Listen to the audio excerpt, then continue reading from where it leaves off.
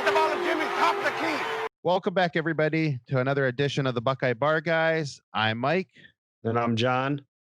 Big show tonight as we get ready to talk about our the 42-35 victory over Indiana from this past weekend. But big news. We just wanted to get right into the show tonight. Unlike his Texas brethren who made us record an emergency clip to last week's podcast, Caleb Burton III, five-star wide receiver out of Texas, has committed to Ohio State. He did it within the last 30 minutes. So that's a huge get out of the 2022 class for the Buckeyes. They now have the number 1 and 2 prospects committed from the state of Texas. That is crazy. So what are your thoughts on more and more though recently? Yeah, quick thoughts, John, on that one. I mean, like I said, that's a huge get. I mean, Brian Hartline, Ryan Day just continue to, between quarterbacks and wide receivers, are just winning big time right now. Well, so that's 3 straight 5-star quarterbacks that they're going to get as long as all the commitments hold pat. And then, if Igbuka, if he comes to Ohio State for the 21 class, and Burton, if that holds pat, you're going to have the number 1 receiver in the country commit to Ohio State for 3 straight years. So, yeah, I mean, it's crazy to think about. It's an embarrassment of riches at this point. I don't want it to end, so you knock on wood that these guys stay and these commitments stay, but it's just insane to think about, especially when you go into a place that like the hotbed, like Texas, that has such a, huge national program. I mean, we say what we do about Ohio State, and Ohio State is definitely, they're a blue blood and they're right there also. But if you're talking about money, I believe money that a program actually makes, Texas is still number 1 in the country. So to think of just these guys that we're pulling out of there, I mean, what does that say about the state of their program? Does it say more about the state of Ohio State's program or the state of Texas's program? I don't know. I think it's a mixture of both. I definitely think on the positive side, it definitely says a lot about Ohio State that, I mean, these kids are thinking, I mean, and Garrett Wilson, I know a lot of people like to throw Garrett Wilson in there, but I mean, there was better chances of him because of his ties to Columbus. There was better chances of him going to Ohio State than there ever was of him going to Texas. But, these other guys, I mean, when you think about going all the way back to JK and Browning, Okudah. and Kuda, and you have, now Quinn Ewers and Caleb here, that, I mean, it says a lot about Ohio State, but it also says a lot about Texas. I mean, these are kids that if these exact kids were playing in Ohio, it's a 90-10% chance, it's a 90-10 that they're going to Ohio State, and the fact that they are choosing from Texas to go anywhere besides their home school, when, Texas has all the resources anybody else in the country has. That, I mean, it's not like you're living in, Massachusetts and you're a humongous, like a top talent, and your choice is to go between UMass and Ohio State. I mean, this is Texas and Ohio State. Should not be possible. But, well, if you just think about, what they've lost to Ohio State, but where other people are going, I mean, if you just build a wall around your state, Texas immediately is a national contender again. Yeah. They can't afford to lose their guys. And I know with the emergence of A&M, what was the name of the coach? Was it Sumlin? Yeah, Sumlin. So I know he was a strong recruiter. Of course, Jimbo's a strong recruiter. So that hurts them with the emergence of them. Yeah. I mean, one that actually, what surprised me about Quinn Ewers that I thought about it is being a Texas guy. And I mean, maybe from where he lives in Texas, maybe he hates Oklahoma. I don't know. That possibly could be it. But to think that, Ryan Day snatched him away from Lincoln Riley, who's also the quarterback guru.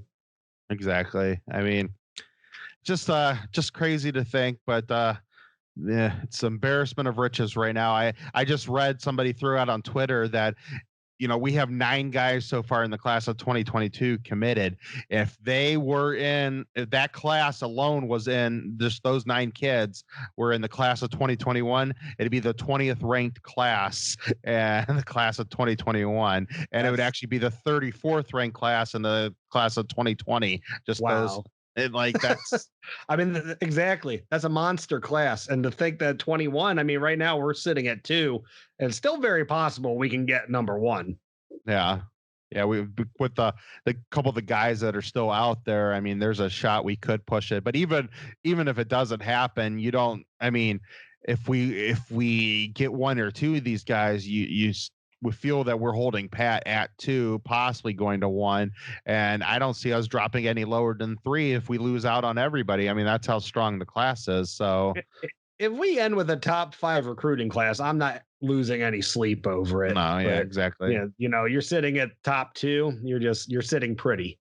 Yeah, exactly.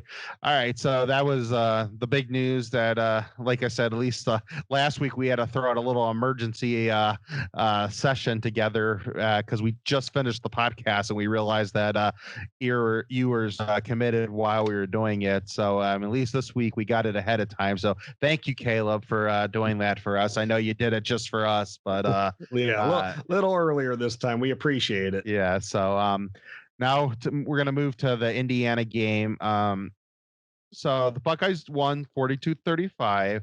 And I think how we're going to break this down is I want to kind of let's quickly get out of the way the things that we're pretty confident with the Buckeyes, the things that we really liked, because I think that we're going to spend more time on the things that we don't like, and some of the stuff that we don't like, I don't know if they're as bad right now as maybe I thought about them on Saturday. Like my instant reaction was like, some of this stuff is really, really bad. And then, as the night went on and I watched Michigan and Rutgers go to 3 overtimes, and I started thinking about a couple things, I'm like, they're not in as bad a position as I really am, like partially thinking about it, just in the heat of the moment. So, well, I mean, we can all be prisoners of the moment. So that's, yeah.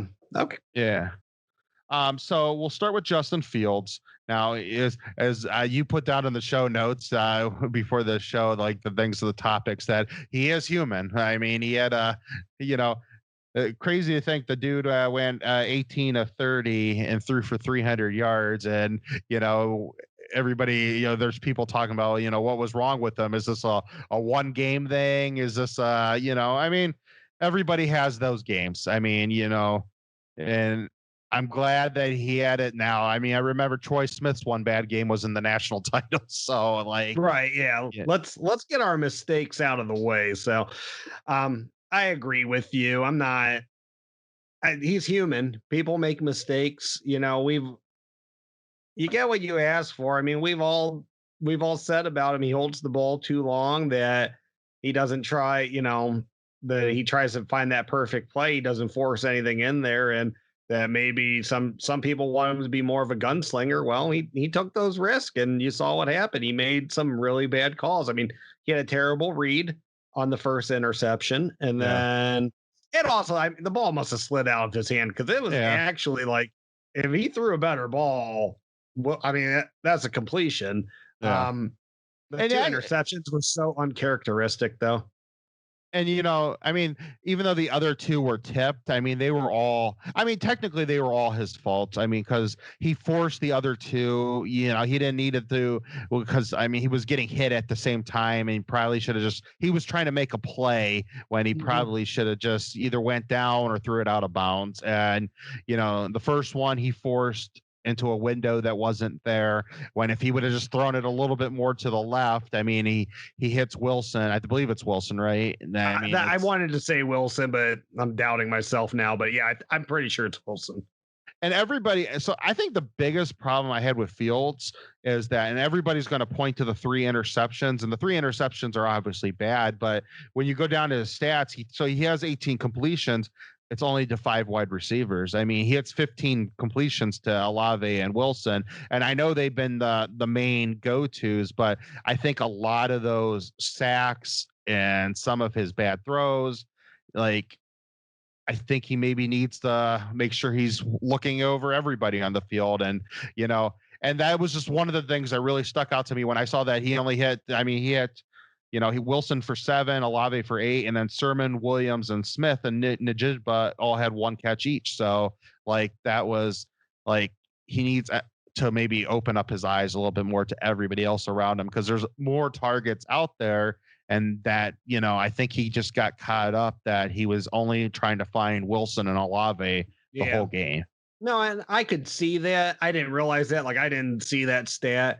But, I mean, just from the sacks that happened in that game, I think he might be getting a little tunnel vision looking for 2 guys to get open to make big plays. So, yeah. He has to, like you said, you got to look at your other routes. You got to, check down to your other guys. And I think it's all stuff he can do. I mean, make the mistakes now. I don't think it was uncharacteristic of him. I don't think we'll see it again. I'd be surprised if we saw it again. Yeah.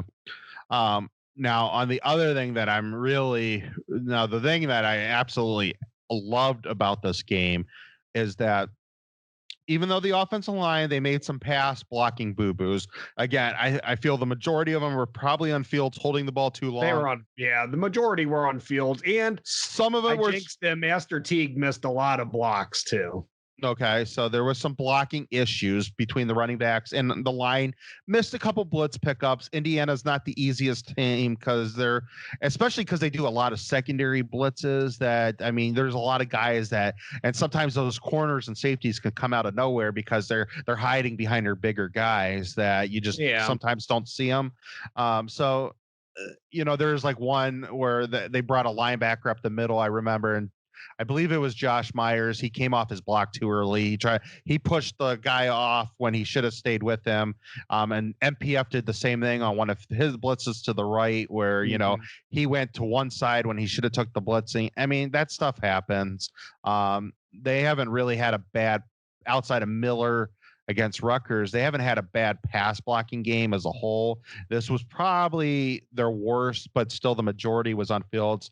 Now, besides that, this was their best run blocking performance of the year by far. As a lot, by far.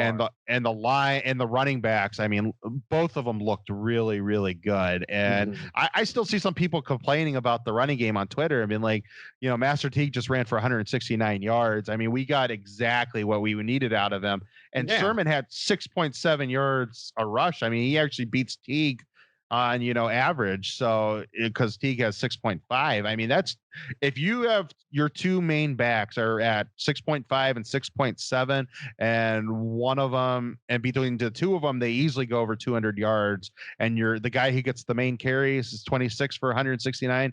You can't ask for anything more. Well, and people, it's not Braxton Miller and Carlos Hyde's offense that you're getting 400 rushing yards, or you don't have Zeke as your main running back that you have one guy that can get you, plus 200, or JK plus 200.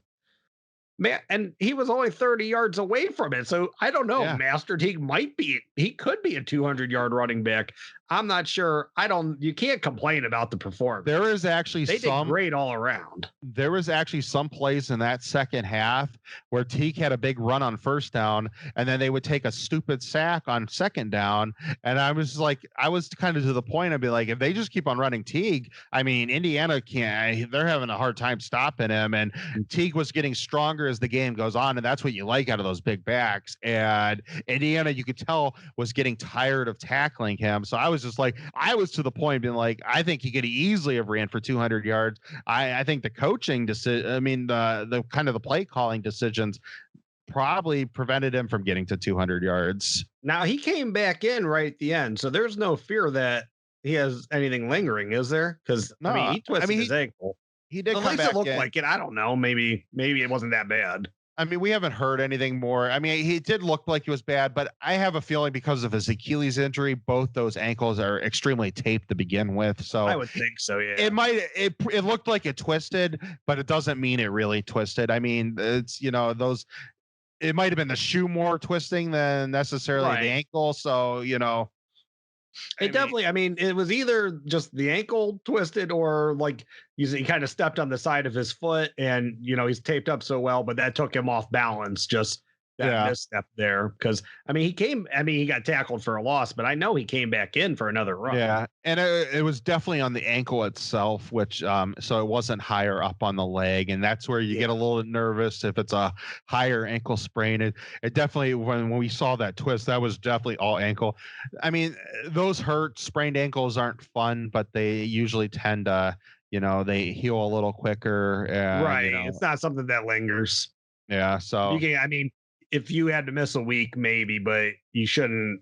From a normal, just lower ankle sprain, you're not probably missing 2 weeks unless it was, very bad. Yeah. And, they might be in Illinois this week. I mean, I would have to feel because it's a shorter season that if he's ready to go, they're going to let him play. But to go, they don't want him to get out of rhythm. If it was a normal season, this might be a week where they just let him kind of, take the week off and, just take some mileage off the legs. But I expect him to play. So I was really happy with the running game. I thought that I haven't been 100%. I mean, there was parts of this year where I've been disappointed with the running game, but when I kind of take the big picture view, I felt like the running game was doing better than a lot of people was giving it credit for. And then today, or after this weekend, I really, really liked what I saw, and it was on all levels. It was how hard they were running. It was the line blocking for him, and the coaches. I think Day and Wilson are really getting a good feel of how to call running plays for them, because it is different than calling plays for JK and calling plays for Zeke and some of those guys. He's just a different running back. You have to call different types of plays. And that off tackle run, if he can get moving, that's a deadly play. He can get up. He was basically at 5 yards before he was even getting touched on those plays. So if Master Teague, if he breaks the line of scrimmage, he's not, of course, he had a 40-yard touchdown. So I don't know. And I know he had a big touchdown run. Who was against Northwestern last year? He broke a big touchdown against them. He has the speed. He can get breakaway touchdowns. Now, on that bad Achilles, I don't know if he can break a 60-yarder this year. But that guy, that's hell for even a linebacker to try to arm tackle, let alone a secondary member. He's a big dude. Yeah. So, I think we're both in agreement. We like where for the most part, I think the running game was at for this week. If the run block keeps looking like that, I feel very confident. Yeah, we definitely feel like, what was going on with Justin Fields. That's a one game thing, he'll throw another interception or two this season. I don't see him having another 3 interception game. It's just, sometimes you just get out of rhythm when you're trying to force things. And he was definitely trying to force things. Yeah, no, I don't see it. I would have to see it again to start worrying about that. Yeah. All right. So we're going to get to I know we want to talk about, so getting to the defensive side of the ball. I'm still, even though I didn't like necessarily the pressure we're getting, I'm not upset with the defensive linebackers yet. I'm nervous. I feel good about the linebackers. I think they could have blitzed them a little bit more. I think that's more of a coaching thing that, I didn't like necessarily some of the pressure we were getting from the defensive line. Sometimes you got to help the defensive line out. If they're not getting it, maybe throw a blitz in there too. But I'm not really focused on them at all. I think me and you have the exact same issues. So it's with Marcus Hooker and, Williamson, right? That's the slot Marcus corner. Williamson, yeah. The two Marcuses. Yeah. I think it's I said at the beginning of the year that I was nervous about doing the whole 3 corners and 1 safety, because I don't like force fitting something that was great last year if you don't have the personnel to do it this year. If they had 3 legitimate first round corners like they did last year, okay, you can do it. But, Marcus Williamson is not what Shaun Wade was last year. He's not big like Wade was. Wade was able to muscle that slot receiver. Slot receivers tend to be much smaller guys. And, Shaun Wade bullied him. There is no ands, ifs, or buts knows about that. He bullied those guys. You just don't have that this year. And then and Marcus Williamson, and I know he's had injuries, so I can't remember if he was out for the season or not last year, but Marcus Williamson, I mean, if you took all the cornerbacks together, Marcus Williamson's like 6 on the list last year. yeah, You know, it was Cam Brown and Sevyn Banks were coming in before him. yeah. And again, he And might have been out for the whole season. I can't remember. And it's not that I don't think he can't play. I think he can play. I mean, he's shown different times this year where he can play, but where I think he would be a good corner is in nickel situations when they have 5 defensive backs on the field and they are running, maybe they might be running man to man on the outside, but they are running primarily a zone in the middle. And, you just tell him, this is your zone. Anybody that comes into this zone, you take. And I think he could play that. It's just that him trying to take slot receivers one-on-one, it's just not fitting for him. I feel like they've done a better job when they have Proctor and playing at strong safety, even though he's made some mistakes too. But I think they're just doing a better job when they have 2 safeties in and 2 corners when they're playing a normal, what you think the typical 4 defensive back setup is. Well, I mean, the single high safety, it's not working for whatever reason. And I don't know if it's Marcus Hooker, just he can't play the position. I mean, I would think physically he'd be able to, maybe mentally he can't though. And I think we saw a lot of that this past week. Like you said, Marcus Williamson's not doing a good job in that position that Shaun Wade did so well at. So yeah, I don't know. Something's not there. I don't know if it's scheme or personnel or a little bit of both, but you got to fix it. I was no, I didn't rewatch the game. I did rewatch some of the touchdowns that Indiana had. I know for sure on 2 of the touchdown passes that Hooker came up to go against an underneath guy, and the guy had 3 guys around him on both times. That the linebackers and I believe Williamson, they had the guys covered underneath, and he came up and they killed him over the top. Was that what the one was the Sevyn Banks? Well, that wasn't a touchdown though, but that was a huge pass. Yeah. So maybe that was the one I was thinking about. I thought it was, and then the one that they threw over Hooker. Yeah. Yeah. There was at least 2 that he came up on, and I want to say maybe 3 that he let really big plays. But on the 2 that I saw for sure, and the one might have been the Banks that didn't end up being a touchdown, but again, the guys underneath recovery, he didn't need to come up. And and that Shaun Wade one, I don't know what the call was. I'm not always, the best X and O's guy, but I feel like he should have been over on the sideline to make a play on that one. I mean, that guy had like a 40-yard run after that after the throw. Yeah. And yeah, definitely. It's just when you're playing that back safety, like when you think of Jordan Fuller last year, I mean, you're the last line of defense. The quarterback needs to be a great quarterback. He's supposed to be trying to look you off and then try to throw, but you're supposed to just stand back there, and wherever the ball goes, that's where you're going. And you're basically whoever's getting the ball down the field, you're basically double teaming that guy just because you're standing in the middle, and then you're using your speed and athleticism to get to the guy.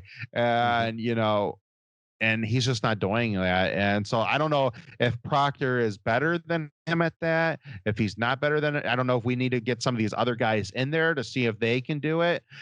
I don't know if we just need to put 2 deep safeties back and that's it. And just realign. I think that's the answer, to be honest with you. And go more to a cover 2 and just let them, or maybe go to a cover 4, like the quarters defense, like, Chris Ash used to run. And, maybe that affects the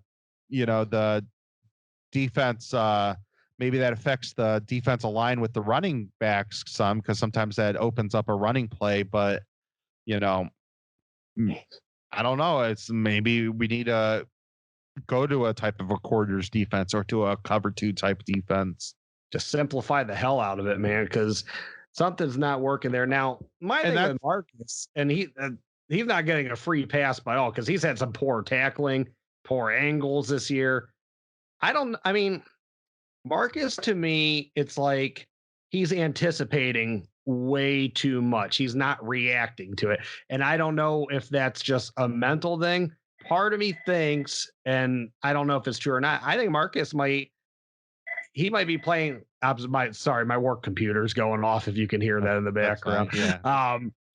I think Marcus, he might be playing against Ghost right now, though. That he's hearing all this hype about what Malik's done, and he's trying to make all these plays. I think that might actually be it, and he just needs to understand he's the guy that you can't get behind. Like we don't need you to make 7 interceptions, return 3 to the house. Like you don't got to be your brother, be Jordan Fuller, just be the guy to stop people.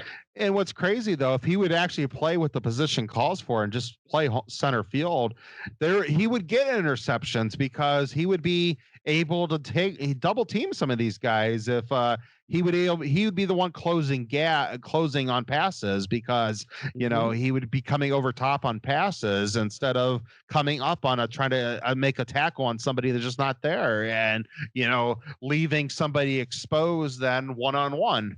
Right. So I honestly, if I were to say something, because I don't think Marcus isn't a good enough athlete to be doing what he's doing, but like I said, I think he's trying to play against the records of Malik right now, and he needs to realize that that's not what this team needs, and that's not the best for him.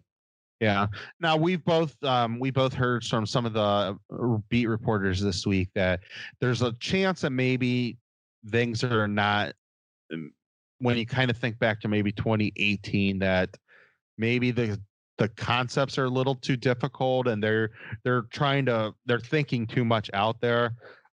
I don't think it's the whole defense where 2018 to me, it was Tough Borland thinking too much, and Pete Warner was thinking too much, and the safeties were thinking too much, and the corners were thinking too much. It was like a mixture of everybody, where right now it's just the middle of the field. So maybe they need to simplify some of that stuff just to help those guys out. And yeah.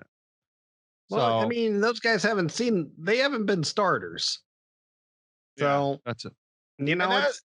That's hard. I mean, 2018 might have been super complex. I don't think last year's was as easy as everyone thinks. I mean, it was a single high safety, but you had the talent, you had the guys that kind of could recognize the stuff out on the field. Yeah. And that's actually kind of one of the things when I was talking about kind of thinking back and just thinking maybe things aren't as bad as I'm still going back and I'm thinking about some of the issues Clemson had earlier in the season. And I know they had a lot of defensive injuries, but they had a lot of defensive issues against Notre Dame. Mm-hmm. Alabama, who's probably been the most complete team as of right now, they had a lot of issues early in the season. Oklahoma's defense, who's looking a lot better now, they had a lot of defensive issues early in the season. And like I think a lot of us are forgetting that a lot of those teams had 6-7 weeks on us before. I mean, the SEC were about 3-4 weeks in front of us, and the rest of everybody else all started early September. So like, it's probably a little unfair that we're comparing a team that's played 4 games and has had 1 game canceled against teams that have already 7, 8, 9 games on their pocket. Right.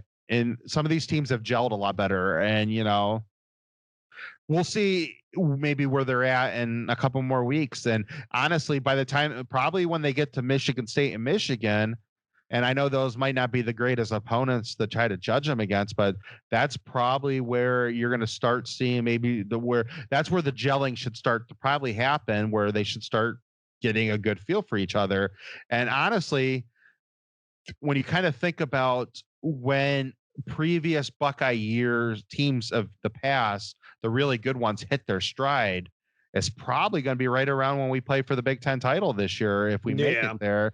And and if they get a team like Northwestern, and who's a good team, and they shellac them because they are at their full game now, that's going to look just even better. And so they got to get to that point. There's things to fix. But I just think about that. I'm thinking about these teams that had the issues. I mean, this has just been a weird year with COVID. You had the cancellations. I mean, it looks like, and our father brought this up to me the other day. It seems like Michigan and Penn State, it was like after the season got canceled, they never got their minds refocused. Like, I know Michigan's got a couple wins now, but it's like, those guys are like just completely out of it. I mean, once again, pretty much all my predictions for the, against the spread was completely wrong once again. So if COVID's telling me anything, it's just there's like the Big Ten's just a crapshoot this year outside of Ohio State, being the top team and whomever's usually bad still being bad, but yeah, I mean, the Minnesota stinks. They beat Purdue. Illinois, I mean, I know Nebraska hasn't been doing well, but Illinois stinks. They beat up Nebraska. Like, yeah. Penn State loses again. Michigan, I mean, I said Michigan. I thought Rutgers was going to win that outright, but Rutgers should have beat them in the first overtime. I mean, they made some bad play calls, and if they would have just what a Greg Schiano, you're playing trick ball for 2 games, and then you decide you want to play for a field goal to win it. Like, yeah, that was disappointing. Yeah. So I mean, whatever. I mean, I know some of the people up in Michigan, I know their Macman era said that they think they got their swagger back. I'm like, I mean, Ohio State didn't look a long time. They didn't look the greatest against Rutgers in the second half, but they still, I mean, the game wasn't close. And actually, that's going to kind of, we'll segue. I think the biggest problem with the Buckeyes, Marcus Hooker issue, Marcus Williamson issue, the biggest issue for the Buckeyes is offensively and defensively. Penn State, Rutgers, and Indiana, they have dominated all 3 of those teams in the first half. I mean, I know there was some in that first quarter against Indiana. I mean, we come out, we score right away, and then it was kind of in the weeds for a little bit. But the second quarter, we dominated them. And yeah, go ahead. Sorry. Last year, I mean, we did that to a lot of teams last year where we were completely the dominant team in the first half, and those teams were like dead in the second half. They didn't come out like there's a difference right now going from first half to second half, and that we just don't have that edge to put a team away. Mm-hmm. And I think that's the biggest issue, because you can say that Indiana scored, 4 touchdowns in the, second half, but, Ohio State had 5 first half touchdowns. If Ohio State scores 3 more touchdowns, even if Indiana scores 4 touchdowns, if they score 3 more touchdowns, it still doesn't look like a close game. And, maybe there's some stuff you have to fix on defense, but, I mean, your offense is still bludgeoning them. Right. Well, and that's the thing is, you got to take into account those interceptions there. Like, if those don't happen and we go down and score, I mean, this game's not even close.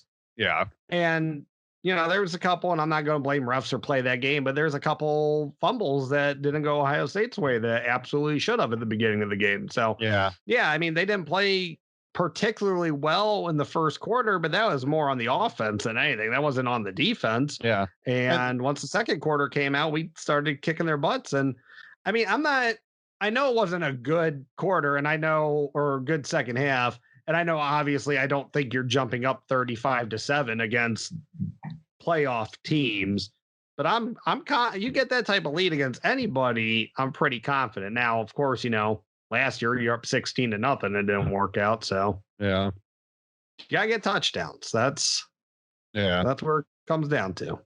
Yeah, exactly. So to me, that's just the biggest issue. They got to work on some of the. They just got to figure out. I think that is the biggest thing right now. I think if they put these teams away, I mean, these games. I mean, there might be some schematic things that have to be fixed, but these games don't look like what they've looked like in the second half, and that's on both the offense and the defense, because 3 straight games, the offense and defense have both looked really good in the first half, and you gotta translate that into the next half. Right. Yeah, I agree. I mean, I don't know how many people came away with this thinking Ohio State still can't play for a national title, because I don't think there's too many. I mean, again, if you take in the first half, they're not getting down to these games. They're dominating the first halves. Yeah. They're putting themselves in a position where they can't lose. Again, though, you want to make sure that you can keep it going the entire game. I don't maybe you just got to run more zone in the second half or something. I don't know. Just try to make teams go 10 plus plays to score on you. I don't have an answer for it. I mean, I don't want the ball taken out of Justin Fields' hands that long, but you can't give up 50-yard touchdown passes and not multiple ones in a game. Yeah. Yeah, exactly. So I mean, right now we're technically over halfway the season, but I mean, now we played 4 games. I like where we're at. It's just, the competition's iffy. We're probably not going to see we're not going to see a legitimate team until we play the Big Ten title. Michigan, they might have a decent early in the last couple years. They were right with us early in that game, and then we just pushed past them. I expect that to be the same this year, that they'll come out with their emotions high and they'll get a couple of touchdowns early in that game, just because that's what this rivalry is anymore. That they play with you for a part, and then Ohio State pushes through it. It seems like. Yeah, and when they push through, it's bad. Then it gets real ugly real quick. Yeah, so right now, I didn't see anything from Michigan, even with McNair throwing the ball. I see some people talking about that he's like the savior, and be like, why wasn't he starting then if he's the better of the 2 quarterbacks that know? And to me, he throws a lot of floating balls that we'll see if Ohio State gets some of their secondary issues fixed. He doesn't throw some big strikes like even Milton. Milton's inconsistent, but at least Milton throws strikes down the field. If he can get a consistent throw in, that he's the better down the field passer, in my opinion. So Cade McNamara, he looks like a taller Penn State quarterback. He's just throwing arm punts. That's what he does. And some have hit, don't get me wrong. But look who they've hit against also. And then still didn't look great. He had the one against Wisconsin. That's all the momentum in the world could have turned to their side. And then Wisconsin just like, you're trying to embarrass me. And they went out and they bludgeoned them even harder. So he had a chance then. I'm not going to get too concerned what he did against Rutgers. Yeah. So, as we start wrapping this up, so there's some stuff. I don't know. Is there anything else you really want to hit on for for Indiana? No, we talked about it. I think there some good things. We saw some bad things. We saw some weird things. Yeah, there was definitely good, bad, and ugly. The good was the running game. The bad was, I would say, that just not having that killer instance, and the ugly was the secondary. And still very, very happy with the run defense. I didn't think they would be bad because Ohio State's always good with their run defense, but you were replacing a lot in the middle with your defensive tackles, and they've answered the call. So yeah. And even though they didn't get a lot of necessarily pressure, you think about Penix, late in that game, they did get a lot of pressure on him, that they started stepping it up when they needed to step it up. It always seems like when Larry Johnson, when they need to finish a game, it's always the defensive line that he gets that last oomph out of them, that you get in that guy's face. And Jonathan Cooper had a great game. It was another great one for Cooper. Absolutely. He's just.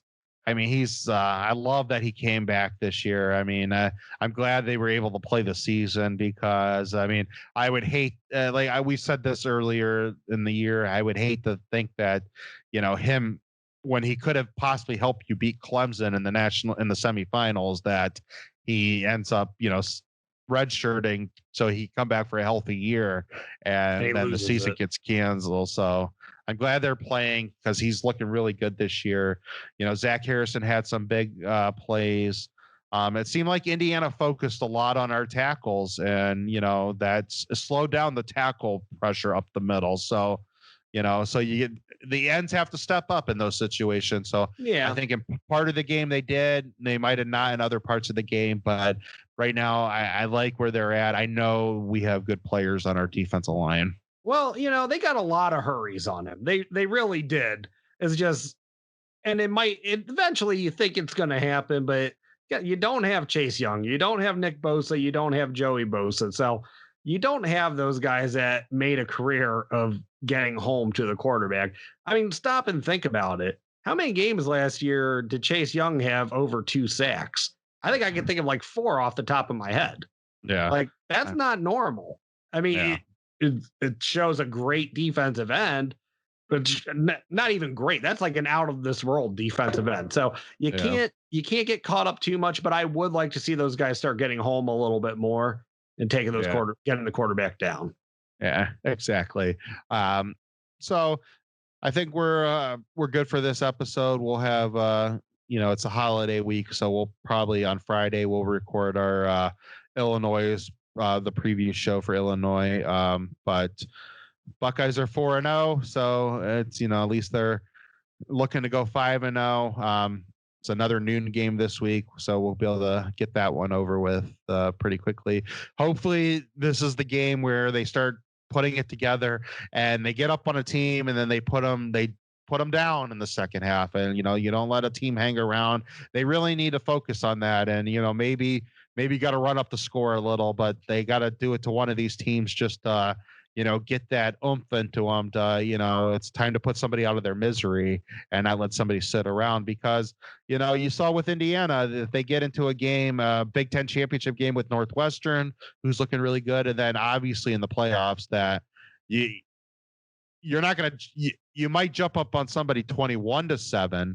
It won't be 35-7. And if you play like that in the second half, Alabama, Clemson, probably even Notre Dame, those teams are going to beat you if you let them hang hang around like that, and you don't come out in the second half like you're ready.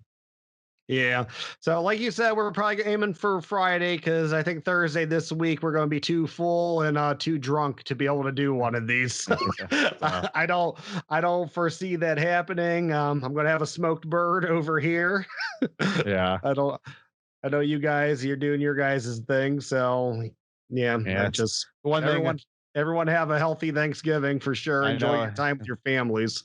Stay safe. I know we're going to be all doing our little separate things this year because of kind of COVID. So I hope everybody, I know it's kind of been a depressing year, and I know holidays are always a thing that I look forward to because you get to see everybody. But so everybody keep your heads up, enjoy the football games, enjoy whatever makes you happy, call your family and stuff, and just enjoy it as best as possible. Hopefully we have a much brighter 2021 coming up than 2020 ended up being. So and I did get a 17-pound turkey because that's the smallest fresh one they had. So you'll get some of the smoked bird. I'll drop that off for you.